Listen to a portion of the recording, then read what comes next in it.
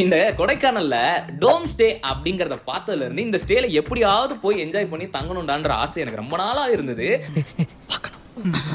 ஆனா ஒரு நாள் நைட்டுக்கு இவ்வளோ காசு கேட்குறாங்களே அப்படின்னு சொல்லிட்டு போகாம இருந்தேன். அப்புறம் தான் எங்களுக்கு இந்த டோம் ஸ்டே பத்தி தெரிய வந்தது. பட்ஜெட் ஃப்ரெண்ட்லியா ரொம்ப நீட்டா பிளசண்டான ஆம்பியன்ஸ்ல வித் நல்ல ஃபுட்டோட சூப்பரா கிளைமேட் என்ஜாய் பண்ற மாதிரி இருந்தது.